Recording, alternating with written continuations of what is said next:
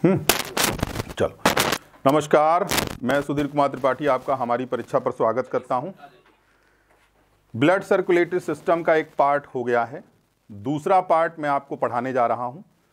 इस दूसरे पार्ट में मैं आप लोगों को ये बताऊंगा कि ब्लड ग्रुप्स क्या होते हैं, ब्लड की क्लॉटिंग कैसे होती है और आपका ब्लड जमता कैसे है। पहली बात तो मैं ये बताना चाहता हूं कि जो बच्चे YouTube पर ये कमेंट कर रहे हैं कि सुधीर सर की क्लास नहीं हो रही है, तो मैं आप लोगों को आश्वासन देना चाहता हूं बेटा कि जो हमने आपसे वादा किया है कोर्स कंप्लीट करने की, तो वो मैं कोर्स कंप्लीट करूंगा, क्योंकि मेरी क्लासेस और भी कई जगहों पर होती हैं। इस वजह से कभी कभी अगर 2 से 3 दिन क्लास ना आए तो घबराया मत करिएगा, आपकी क्लास लगातार आएगी और आपको कभी भी कोई परेशानी नहीं होगी। और अच्छे से अच्छा कंटेंट आपको उपलब्ध कराना होता है तो उसकी पीपीटी वगैरह भी बनवानी पड़ती है, तो कभी पीपीटी बन पाती, कभी नहीं बन पाती है, तो इस वजह से थोड़ा सा क्लासेस में लेट हो जाता है, तो इसलिए घबराने की जरूरत नहीं है। अब आज आप लोगों को मैंने एक चैप्टर शुरू किया था जिसका नाम है blood circulatory system. Blood circulatory system के अंतर्गत मैंने आप लोगों को कई चीजें पढ़ाई थी, जैसे टाइप्स ऑफ ब्लड, रक्त के प्रकार। इसके अलावा रक्त के प्रकार में मैंने आप लोगों को बताया था कि एक सॉलिड वाला पार्ट है, एक लिक्विड वाला पार्ट है, तो एक प्लाज्मा का भाग होता है और दूसरा सॉलिड का पार्ट होता है, यानी ब्लड सेल का पार्ट होता है। तो जो सॉलिड वाला पार्ट है और जो लिक्विड वाला पार्ट है, उन दोनों में अंतर क्या है, प्लाज्मा क्या है, ब्लड सेल क्या है, और ब्लड सेल के कितने पार्ट होते हैं। मान लीजिए ब्लड सेल का अगर हम पार्ट की बात करें तो 3 पार्ट होते हैं, red blood cell, white blood cell, और साथ ही साथ एक सेल और होती है, नाम है प्लेटलेट। इन सब का मैंने संरचना बताया, स्ट्रक्चर, फंक्शन, ओरिजिन, डेथ, क्या क्या होता है, कार्य क्या होता है, ये सारी चीजें मैंने एक्सप्लेन किया। इवन संख्या तक मैंने आपको बताई कि इन सब की संख्याएं कितनी हो। जैसे आरबीसी की संख्या की बात की जाए तो ध्यान रखिएगा, आरबीसी की जो संख्या थी वो कितनी थी, लगभग 50 लाख पुरुषों में और महिलाओं में इसकी संख्या 45 लाख थी। लेकिन अगर आप और आगे काउंट करना चाहते हैं किसी चीज को तो ध्यान रखिएगा, डब्ल्यूबीसी की संख्या लगभग 4000 से 11000 के बीच में थी। और इसके अलावा और भी कुछ अगर आप काउंट करना चाहते हैं तो उस पे काउंट में आइएगा, तो जो संख्या होती है वो कितनी होती है प्लेटलेट की, 1.5 लाख से 4.5 लाख के आसपास होती है। हीमोग्लोबिन का नंबर भी मैंने आपको बताया था, 16.5 तक या 13.5 से शुरुआत होती है। पुरुषों में 14.5 ग्राम पर डीएल होता है और महिलाओं में इसकी संख्या 13.5 पर ग्राम पर डीएल होता है। उसके बाद अब आज मैं आप लोगों को यहां पर ब्लड ग्रुप समझाऊंगा और ब्लड समूह यानी रक्त समूह के बारे में जानकारी दूंगा। क्यों ऐसा होता है कि सबका ब्लड लाल दिखता है लेकिन फिर भी वो अलग दिखता है, क्यों?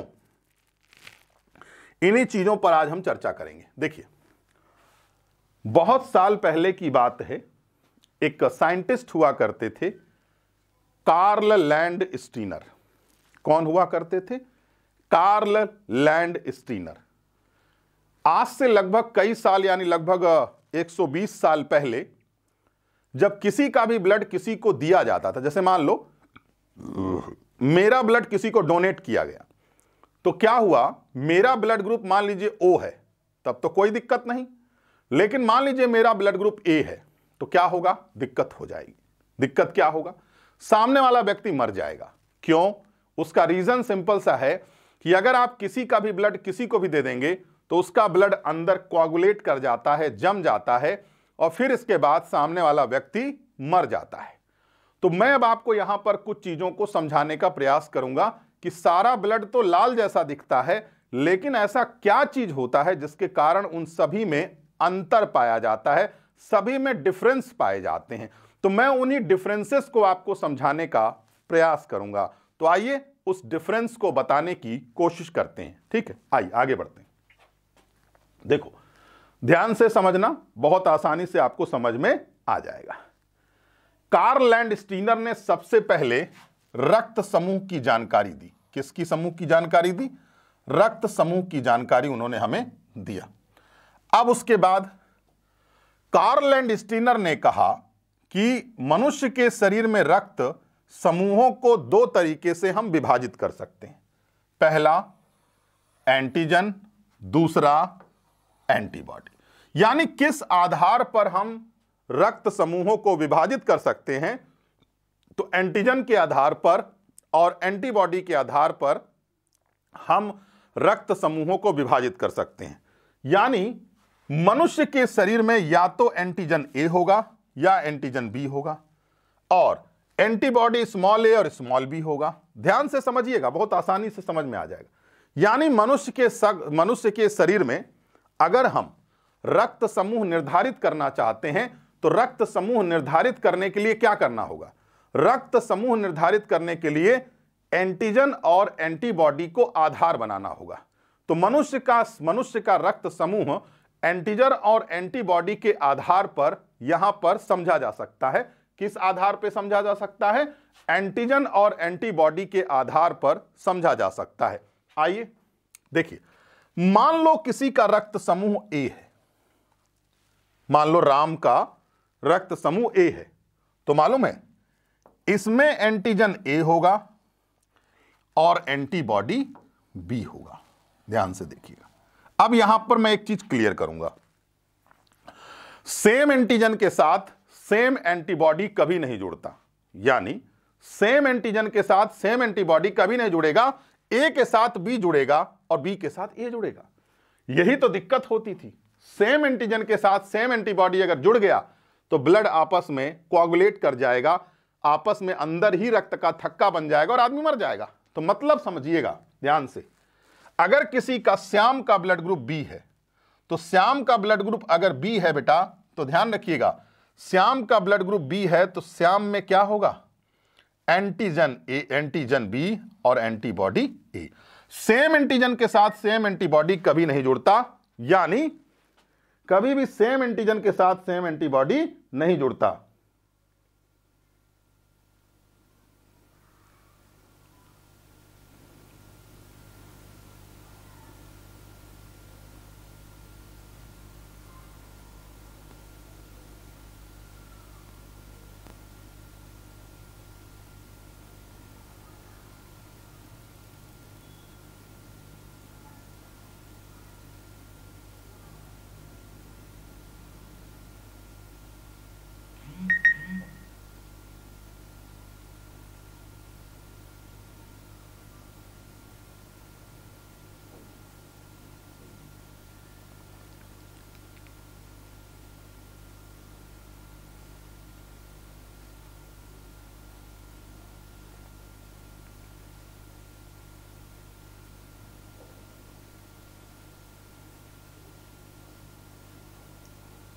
चलिए कोई बात नहीं, थोड़ा सा एक मैसेज आ गया था, उसको पढ़ना जरूरी था।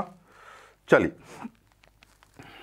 आप लोगों को पता होगा यहां पर जो आपके सामने एंटीजन है और एंटीबॉडी है। अब आइए बात करते हैं एंटीजन की।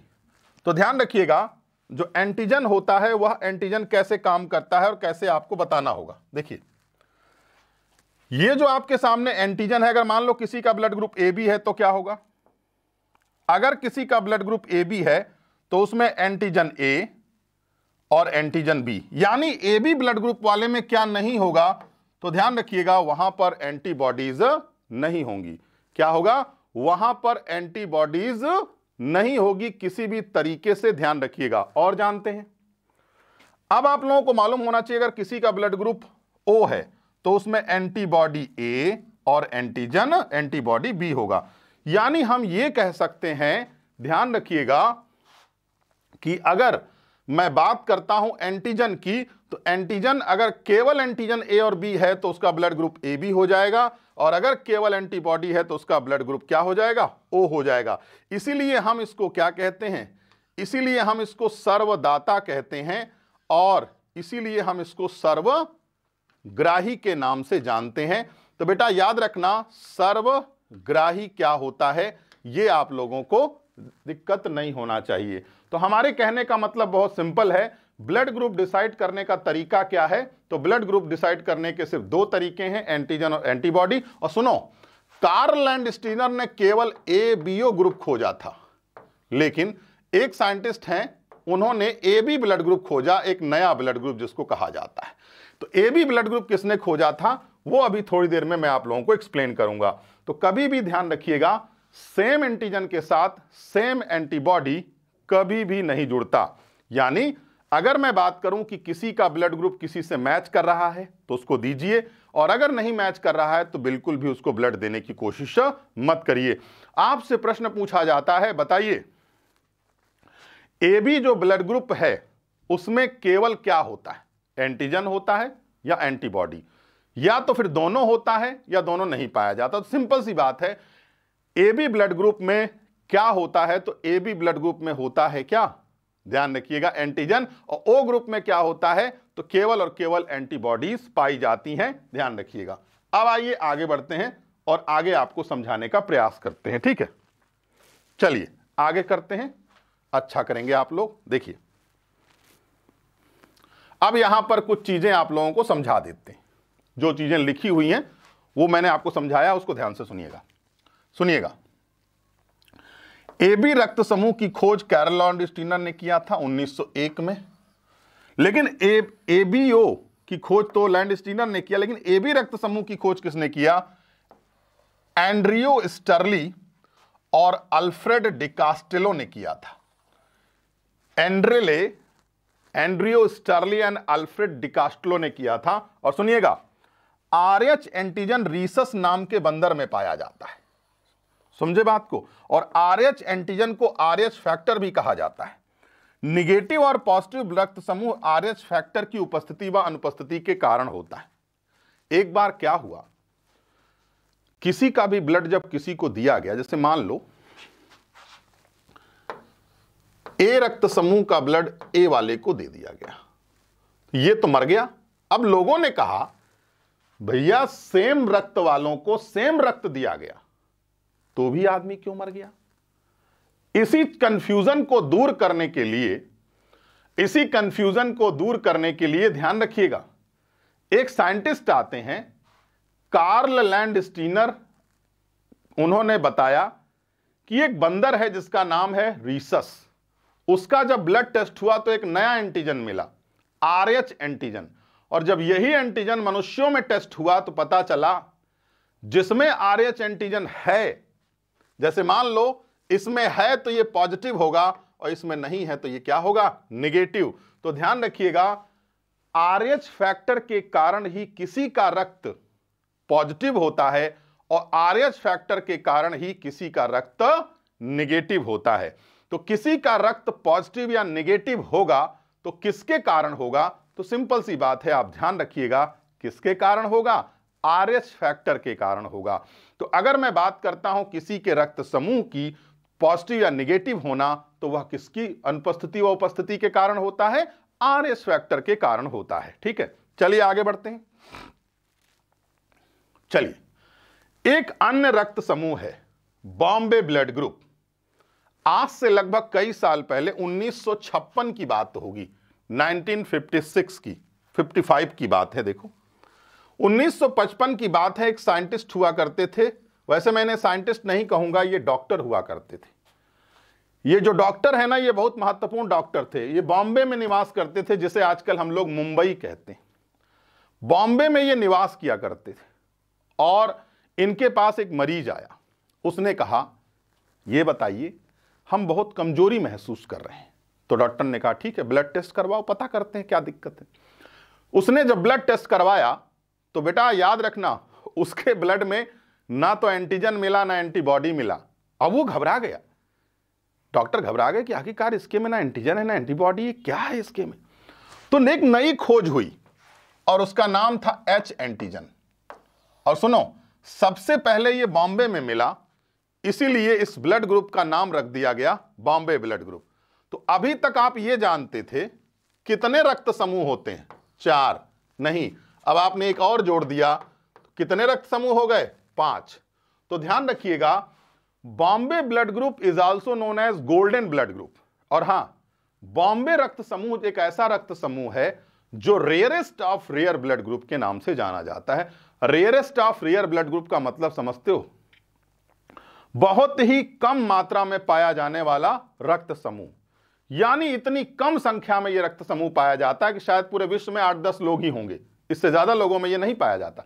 यानी अगर अमेरिका में भी ऐसा ब्लड ग्रुप मिला तो हम उस ब्लड ग्रुप वाले को बॉम्बे रक्त समूह ही कहेंगे, समझे बात को। तो कितना रक्त समूह हुआ अभी तक, 5, अभी छठा भी आएगा, देखना इधर, इधर देखो, बॉम्बे रक्त समूह, गोल्डन रक्त समूह की खोज वाई.डी. भिड़े ने 1955 में किया था। बॉम्बे ब्लड ग्रुप में H एंटीजन पाया जाता है। कौन सा एंटीजन पाया जाता है? H एंटीजन पाया जाता है। आगे बढ़ते हैं।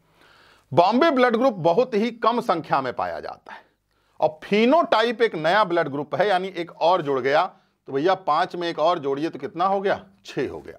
और सुनिए, ब्लड ग्रुप की संख्या कितनी होती है? 6 होती है। A B O, Bombay blood group और फिनोटाइप। तो क्लियर हो गया आपको बॉम्बे ब्लड ग्रुप क्या है, ये आपको मालूम हो गया। आपका ब्लड ग्रुप निगेटिव पॉजिटिव कब होता है, ये भी आपको क्लियर हो गया। सुनिए, अब एक चीज और बताते हैं आपको। अगर आपका ब्लड ग्रुप AB है और आप मान लीजिए आप AB पॉजिटिव हैं और एक आदमी AB निगेटिव है, अब मैं आपसे एक प्रश्न पूछना चाहता हूं, बताइएगा। अगर मैं कहता हूं सर्वग्राही है, तो अगर केवल AB लिखा है तो आप सर्वग्राही लगा दीजिएगा, लेकिन अगर निगेटिव पॉजिटिव दोनों ऑप्शन में दिया है तो आप क्या लगाएंगे? AB positive. तो सर्वग्राही कौन है? AB positive. लेकिन अगर ऑप्शन में AB पॉजिटिव नहीं दिया, केवल AB दिया है, तो आप सर्वग्राही में AB लगाइए। चलो, सर्वदाता कौन है? आप जानते O है। लेकिन अगर आपके ऑप्शन में O निगेटिव, O पॉजिटिव दोनों दिया है, तब क्या करेंगे आप? तो उस कंडीशन में आपको क्या करना होगा? आपका जो आंसर होगा वो सर्वदाता में O निगेटिव होगा। यानी अगर मान लो आपको सर्वग्राही और सर्वदाता निगेटिव और पॉजिटिव दोनों में पूछा जाए, तब आप क्या करेंगे? तो उस कंडीशन में आपको क्या करना होगा? उस कंडीशन में आपको यहां पर लगाना होगा। ठीक है, निगेटिव और पॉजिटिव। अगला चलते हैं। अगर आप शादी विवाह करते हैं तो जरा ध्यान रखिएगा। अगर आप शादी विवाह करते हैं और आप पुरुष हैं तो महिला से विवाह करेंगे, स्वाभाविक सी बात है। तो क्या होगा? अगर आप पॉजिटिव हैं तो महिला निगेटिव है तो पहला बच्चा तो हो जाएगा, यानी ये वाली शादी नहीं करनी चाहिए। लेकिन अगर क्रिकेट टीम तैयार करने की उम्मीद है तो फिर आपका सारे बच्चे मर जाएंगे, ध्यान रखिएगा। और जानिए, पॉजिटिव पॉजिटिव विवाह हो सकता है, निगेटिव निगेटिव विवाह हो सकता है, और अगर पुरुष निगेटिव और महिला पॉजिटिव है तो भी विवाह हो सकता है। पुरुष का पॉजिटिव होना और महिला का निगेटिव होना विवाह के लिए घातक हो सकता है, नुकसान पहुंचा सकता है, और व्यक्ति यानी जो बच्चा होगा वह मरने की उम्मीद रहेगी, क्योंकि बच्चे में एंटीबॉडीज बन जाती है और मां के ब्लड में रिवर्स हो जाती हैं, और जब दूसरा बच्चा उसके पेट में आता है गर्भ में, तो उस समय एंटीबॉडीज उससे जुड़ जाती है और बच्चे के मरने के खतरे बढ़ जाते हैं। तो ये वाली शादी मत करिएगा, पुरुष पॉजिटिव और महिला नेगेटिव वाली। देखिए, बच्चों का रक्त समूह क्या होता है, इसकी स्क्रीनशॉट ले लीजिए आप लोग। इसमें आपको कुछ समझाना नहीं है, इसका स्क्रीनशॉट ले लीजिए, आपको कोई दिक्कत तो नहीं आएगी। बच्चों में क्या होगा? मम्मी का ये है तो पापा का ओ है, तो क्या होगा? Blood group. अब आइए थोड़ा सा ब्लड क्लॉटिंग पर चर्चा करते हैं। आपके शरीर से अगर ब्लड निकलता है तो जम जाता है, शरीर के अंदर क्यों नहीं ब्लड जमता? तो ध्यान रखिएगा, शरीर के अंदर ब्लड इसलिए नहीं जमता क्योंकि शरीर के भीतर हमारे पास एक प्रोटीन होता है, नाम है उसका क्या? हिपैरिन। क्या नाम है? क्या नाम है? हिपैरिन। ध्यान रखिएगा, हिपैरिन नाम का एक प्रोटीन पाया जाता है, और इस प्रोटीन के कारण शरीर के भीतर रक्त नहीं जमता, लेकिन बाहर निकलेगा तो जमेगा। किसके कारण? ब्लड प्लेटलेट के कारण। फिर प्रोथ्रोम्बोप्लास्टिन बन जाएगा। इन शब्दों को याद रखिए, थ्रोम्बिन बनेगा, फाइब्रोनोजन बनेगा और फाइब्रिन बनेगा। बेटा, जब आपका ब्लड ऐसे निकल, मान लो यहां कट गया और ये आपका ब्लड धड़ाधड़ निकल रहा है, तो यहीं पर एक जाल बन जाती है। ये देखो, पूरा जाल बन जाएगा और आपका ब्लड यहां जाएगा तो वो किसी भी तरीके से बाहर नहीं निकल पाएगा। तो उन सबके पीछे कौन है? फाइब्रोनोजन। और फाइब्रोनोजन का मतलब होता है फाइब्रिन, और फाइब्रिन का मतलब होता है धागा, और धागा अगर मान लीजिए गड़बड़ाया तो दिक्कत हो जाएगी। तो इसीलिए ध्यान रखिएगा, तो आप लोगों को याद रखना होगा इन शब्दों को। और इन सभी प्रोटीन्स को बनाने का काम लीवर करता है, लेकिन इस लीवर में कौन मदद करता है? तो विटामिन के मदद करता है। तो ये था आपका ब्लड क्लॉटिंग। और ब्लड क्लॉटिंग के लिए आपको थ्रोम्बिन की जरूरत पड़ेगी, प्रोथ्रोम्बिन की जरूरत पड़ेगी, और फाइब्रोनोजन और फाइब्रिन की जरूरत पड़ेगी। और सबसे इंपॉर्टेंट रोल कौन प्ले करता है? थ्रोम्बोसाइट यानी ब्लड प्लेटलेट प्ले करता है। ठीक है, रक्त का जमना देख लो। हिपैरिन प्रोटीन के कारण आपका रक्त नहीं जमता। फाइब्रोनोजन को फाइब्रिन में कौन बदल रहा है, देखो जरा इधर, फाइब्रोनोजन को फाइब्रिन में कौन बदल रहा है, तो याद रखना फाइब्रोनोजन को फाइब्रिन बदलता है कौन, थ्रोम्बिन बदलता है। ठीक है, याद रखना। अगला चलते हैं। ठीक है, और देखो, रक्त प्लेटलेट रक्त को थक्का जमाने में सहायता करता है। रक्त के थक्का से संबंधित प्रोटीन का निर्माण विटामिन के की सहायता से यकृत में होता है। अभी अभी जस्ट बताया आपको, उन्हीं चीजों को यहां पे एक्सप्लेन करके लिखा हुआ है। ठीक है, तो ये हार्ट का पोर्शन है, लेकिन हार्ट का पोर्शन अगली क्लास में बताएंगे। तो आज के लिए इतना ही रखते हैं। नमस्कार, धन्यवाद। एक वीडियो और आएगी ब्लड सर्कुलेटरी सिस्टम से संबंधित। ठीक है, परेशान मत होइएगा, कोर्स आपका जरूर खत्म होगा और अच्छे से खत्म होगा। छोटी छोटी वीडियोस देंगे ताकि आपको अच्छा लगे और याद करके आप एंजॉय कर सकें और एग्जाम को क्वालिफाई कर सकें। Thank you.